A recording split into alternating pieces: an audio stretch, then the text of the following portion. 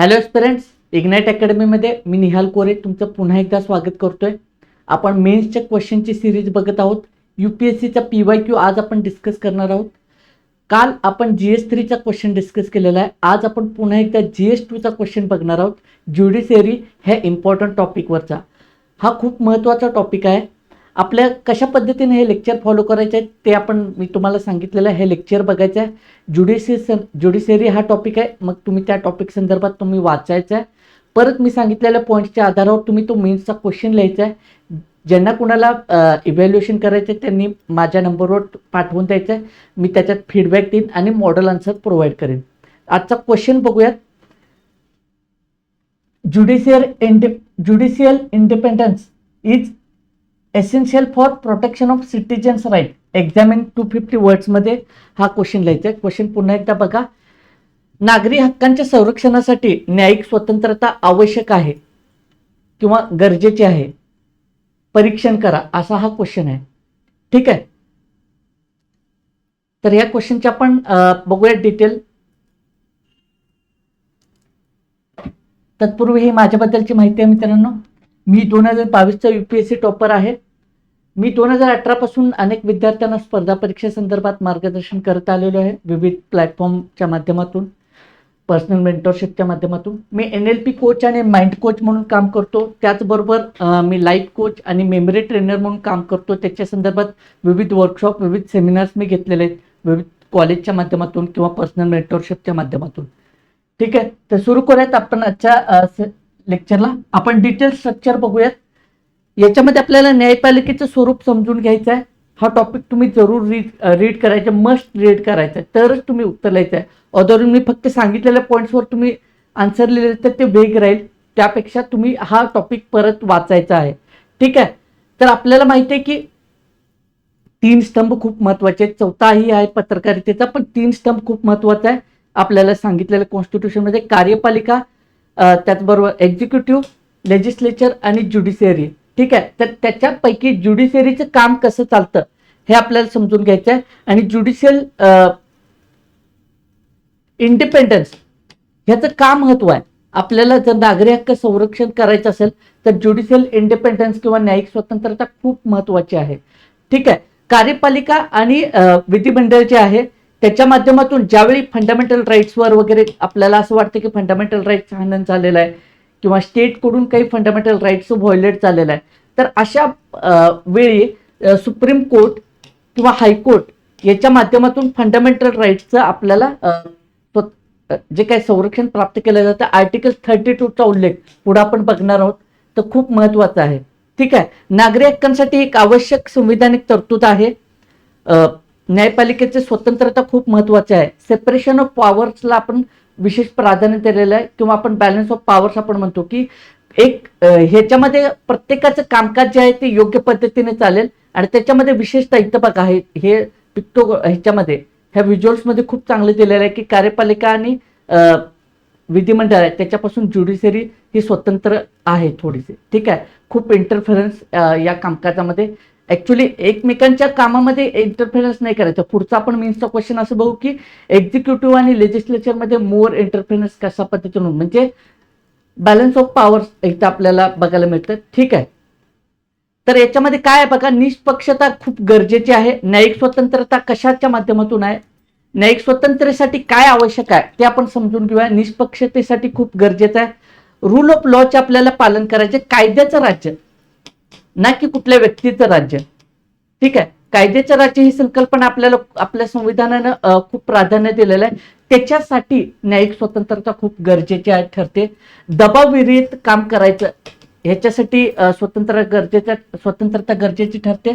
हा दबाव जर असेल न्यायव्यवस्थेवर, ठीक आहे, तर न्यायपालिका चांगल्या पद्धतीने काम करू शकणार नाही. आणि संविधानिक तत्व आणि संविधानिक मूल्ये जर आपल्याला खूप चांगल्या पद्धतीने जतन करायचे असेल, त्याचा फायदा जो आहे तो लोकांसाठी, लोककल्याणकारी राज्यासाठी करायचा असेल तर त्याच्यासाठी न्यायिक स्वतंत्रता गरजेची ठरते. हे 4 मुद्दे तुम्ही इंट्रोमध्ये खूप चांगल्या पद्धतीने लिहू शकता. ठीक आहे. कीवर्ड समजलेत का तुम्हाला क्वेश्चनचे? परत बघा की न्यायिक स्वतंत्रता आहे आणि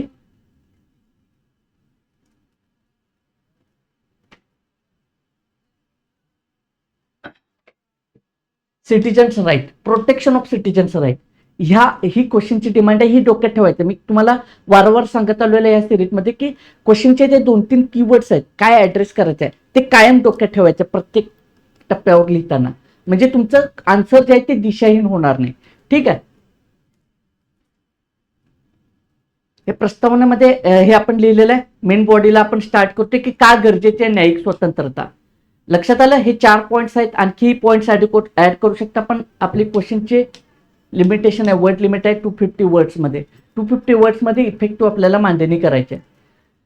का आवश्यक आहे? मूलभूत हक्कांच्या संरक्षणासाठी, जसे की मी मगाशी सांगितलं की सुप्रीम कोर्ट आर्टिकल 32 अंतर्गत आणि हायकोर्ट आर्टिकल 226 अंतर्गत ह्याच्यामध्ये जे काय आपल्या फंडामेंटल राईट्सचं काही व्हायोलेशन होत असेल आणि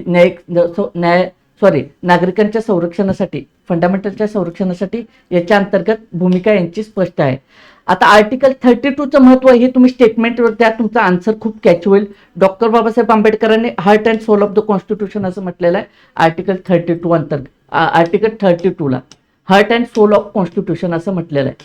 का तर हे नागरी हक्कांसाठी खूप महत्वाचं आहे. फंडामेंटल राईट्स संरक्षित करण्यासाठी आपण डायरेक्ट आर्टिकल 32 अंतर्गत रीट अनुषंगाने आपण जे काय ते दाद मागू शकतो डायरेक्ट सुप्रीम कोर्टामध्ये. कार्यपालिका आणि विधिमंडळावर नियंत्रण. आता नियंत्रण म्हणजे थेट कंट्रोल करता का, तर तसं नाही आहे. ज्यावेळी कधी वाटते की न्यायपालिकेला की खूप म्हणजे काही कायदे जे आहेत ते खूप नागरी हक्कांवर गदा आणण्यासारखे आहेत, तर त्यावेळी न्यायपालिका आपलं ऍक्टिव्हिजम दाखवतं. ठीक आहे. न्यायिक पुनर्विलोकन कसं, म्हणजे एखादा कायदा आहे तर ते कायद्याचं न्यायिक पुनर्विलोकन होईल की हा कायद्यातून काही कुठलं फंडामेंटल राईट्स व्हायलेट होतं का, ठीक आहे, कुठल्या नागरी हक्कांवर गदा येते का, तर अशा पद्धतीने ते न्यायिक पुनर्विलोकन होईल. ठीक आहे. रिव्ह्यू होईल त्याचा, आणि जाचक कायदे असतील तर ते ज्युडिशियरी रद्द करेल. अशा पद्धतीनं जे काय आहे ते नियंत्रण राहील. नियंत्रण म्हणजे थेट कामकाजामध्ये नियंत्रण नाही, समजून घ्या. ज्युडिशियरीचा रोल कुठे येतो हे पण आपल्याला समजून घ्यायचं आहे. ठीक आहे. तो कायदा निर्मितीनंतर त्या कायद्याचा जर काही ते घटनाबाह्य कायदा वाटत असेल तर तो कायदा रद्द केला जातो. लोकशाहीचं संरक्षण. ठीक आहे. संविधानाचं वर्चस्व राहिलं पाहिजे. ठीक आहे. रूल ऑफ लॉ, कायद्याचं राज्य, कुठल्या व्यक्तीचं राज्य नाही चालेल, कायद्याचं राज्य चालेल, ही भूमिका आहे. निवडणुका मुक्त आणि निष्पक्षपाती ह्याच्या होण्यासाठी न्यायालयाची भूमिका आहे. काही निवडणुकीमध्ये काही समजा माल प्रॅक्टिसेस वगैरे झाले असतील तर तिथं न्यायालयांची भूमिका खूप महत्वाची राहते. कायद्याचे राज्य मी मेन्शन केलं, हा खूप महत्वाचा मुद्दा आहे तसं बघाल. आणि अल्पसंख्याकांचे हक्क, मेजॉरिटीमध्ये मायनॉरिटीचा हक्क शाबूत ठेवणं याच्या संदर्भात न्यायालयांची भूमिका खूप महत्वाची राहिलेली आहे. त्याचबरोबर रूल ऑफ लॉ हा मेन्शन करायचाच, हा मुद्दा तुम्ही सोडायचाच नाहीये. रूल ऑफ लॉसाठी न्यायालयीन स्वतंत्रता खूप गरजेची ठरते. ठीक आहे. न्यायालयीन स्वतंत्र असेल तरच न्यायालय ह्या गोष्टींसाठी काम करेल. स्वतंत्रता कशी, संविधानिक संरक्षण कशा पद्धतीनं असेल ते बघा. संविधानिक संरक्षण दिलेलं आहे वेगवेगळ्या मुद्द्यामध्ये. कार्यकालाचं संरक्षण आहे, सिक्युरिटी ऑफ टेन्यूर आपण म्हणतो. ठीक आहे. जजेसचं आहे. त्याचबरोबर वेतन निश्चिती आहे. ठीक आहे. आणि त्यांची हटवण्याची प्रक्रिया अशी नाही की डायरेक्ट तडकाफडकी कुठल्या जजला काढून टाकलं, तर तिची इम्पिचमेंटची प्रोसेस आहे. तर याच्या माध्यमातून जे आहे ते संविधानिक संरक्षण प्राप्त होतं न्यायालयीन जजेसना वगैरे. ठीक आहे. संस्थात्मक संरक्षण आहे, कॉलेजियम पद्धत आहे, आणि त्याचबरोबर सत्ता विभाजन आहे. ठीक आहे. सत्ता विभाजन आहे म्हणजे थेट आक्रमण ज्युडिशियल ह्याच्यामध्ये आपण बघायला मिळत नाही आपल्याला. ठीक आहे. त्याच्या माध्यमातून ही स्वतंत्रता राखली जाते. आणि संस्थात्मक संरक्षण हे जे आहे ते न्यायालयांना किंवा जजेसना प्राप्त होतं. ठीक आहे. कॉलेजियम पद्धत न्यूजमध्ये होते, तुम्ही हे बघून घ्या. आव्हाने काय आहेत याच्यामध्ये, हा जसं की सांगितलं की आपल्याला एक्झामिन करायचं. मग क्वेश्चनचं हे सांगितलं, एक्झामिन डिस्कस वगैरे असलं तर तो तुम्हाला दुसरी बाजू लिहावी लागते. नेमणूक प्रक्रिया ही आहे, कॉलेजियम प्रोसेस, त्याच्यामध्ये बऱ्याचदा त्याच्यावर प्रश्नचिन्ह उपस्थित केले जातात, तर ते एक आव्हान आहे. केसेस पेंडिंग आहेत बरेच, हे एक चॅलेंज आहे ज्युडिशियरी समोरचा. तर मीडिया ट्रायल्स होते, बऱ्याच खटल्यांमध्ये आपण बघतो की मीडिया ट्रायल्स होताना दिसतात. मग त्याच्यामुळं ज्युडिशियरीच्या कामकाजामध्ये आपण अडचण निर्माण झाल्याचे पाहतो. अवेअरनेस जो कॉमन पीपलमध्ये आहे ते खूप आहे. आता बऱ्याचदा आपण काय करतो, हायकोर्ट सुप्रीम कोर्टामध्ये जाण्यासाठी काय प्रोसिजर आहे त्याच्या संदर्भातला लोकांच्या मध्ये अवेअरनेस खूप कमी दिसून येतो. हे एक आव्हान आहे, हे खूप मोठं आव्हान आहे ऍक्च्युली. आता ई कोर्टचं जरी असेल तर ई कोर्टमध्ये सुद्धा पण डिजिटल डिवाइड हे खूप मोठं चॅलेंज आहे. आपण काल GS3 मध्ये बघितलं डिजिटल डिवाइडचा कसा इम्पॅक्ट होतो वगैरे. ठीक आहे. उपाययोजना काय करता येतील बघा. नेमणूक प्रणालीच्या मध्ये आपण कॉलेजियम सिस्टम जे आहे ते नेमणूक प्रणालीमध्ये काही सुधारणा आणू शकतो. न्यायाधीशांची संख्या वाढवणे, जेणेकरून पेंडिंग केसेस आहेत त्याच्यामध्ये आपल्याला हेल्प होऊन जाईल. आणि त्याचबरोबर काही जे काही रिटायर्ड जज वगैरे आहेत त्याच्यामध्ये मग लोक अदालत आणि ह्याच्या माध्यमातून रिटायर्ड जज त्यांचं मार्गदर्शन वगैरे आपण घेऊ शकतो. त्याच्यातून आपल्याला जेणेकरून केसेसचा आपल्याला निपटारा चांगल्या पद्धतीने होईल. तंत्रज्ञानाचा वापर ई कोर्टचा आपण सुरू झालेला आहे, पण ही प्रणाली आपण आणखी चांगल्या पद्धतीने वाढवू शकतो. ठीक आहे. तर अशा पद्धतीने आपण करू शकतो ह्या उपाययोजना. ह्या 2-3 पॉईंट्स उपाययोजनेमध्ये मांडायचे. कन्क्लुजन मध्ये काय आपल्याला मांडता येतं बघा. कन्क्लुजन काय बघा. कन्क्लुजन मी काय सांगितलं की क्वेश्चनचे डिमांड बघायचे आणि कन्क्लुजन असलं पाहिजे. क्वेश्चनचे डिमांड काय आहे की न्यायालयीन स्वतंत्रता किंवा न्यायिक स्वतंत्रता, आणि दुसरं काय नागरी हक्क. मग नागरी हक्क संरक्षण याचा अर्थ काय, लोकशाही बळकटीकरणाचं काहीतरी आपल्याला तिथं पॉईंट मेन्शन करायचं. मग कन्क्लुजन तुम्ही हे टाकू शकता की न्यायिक स्वतंत्रता हा लोकशाहीचा कणा आहे. ठीक आहे. किंवा असं तुम्ही थोडंसं कॅची लिहू शकता की न्यायिक स्वतंत्रतेच्या माध्यमातून आपण नागरी हक्कांना प्राधान्य देऊन लोकशाहीचा कणा आपण अधिक मजबूत करू शकतो. अशा पद्धतीने आपण कन्क्लुजन लिहू शकतो. ठीक आहे. तर हे आपण GS2चा क्वेश्चन डिस्कस केलेला आहे. आपण GS1, 2, 3, 4 जे इथिक्स आपण अजून अद्याप स्टार्ट केलं नाही, पण GS1, 2, 3 आपण घेतलेलं आहे. अशीच आपली सिरीज चालू राहील. PYQ मोस्टली डिस्कस केले जातील, जेणेकरून तुमचा PYQचा अप्रोच पण कळेल आणि तुम्हाला उत्तर कसं लिहायचं आहे. जे विद्यार्थी लिहितील ते या नंबरवर ते PDF फॉर्मॅटमध्ये मला टेलिग्राम किंवा व्हॉट्सअपवर तुमचा आन्सर पाठवा. मी ते इव्हॅल्युएट करून तुम्हाला दिले जाईल आणि त्यांना मॉडेल आन्सर दिलं जाईल. मी बरेच फॅक्ट्स याच्यामध्ये मी फक्त ओव्हरव्ह्यू डिस्कस करतोय. जे खरोखर लिहितील, जे खरोखर ऍक्टिव्हिटीमध्ये येतील त्यांना याच्यामध्ये आम्ही मॉडेल आन्सर प्रोव्हाइड करू, त्यांचं इव्हॅल्युएशन पण करून देऊ आन्सर.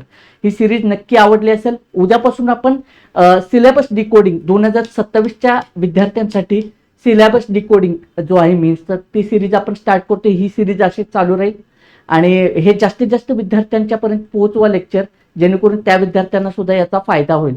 आणि लेक्चर आवडला असेल तर लाईक, शेअर आणि सबस्क्राईब करायला विसरू नका. आपण इथेच थांबूयात. आज पुढे आपण नेक्स्ट क्वेश्चन सहित भेटूया आणि नेक्स्ट सिरीज सहित भेटूया. धन्यवाद.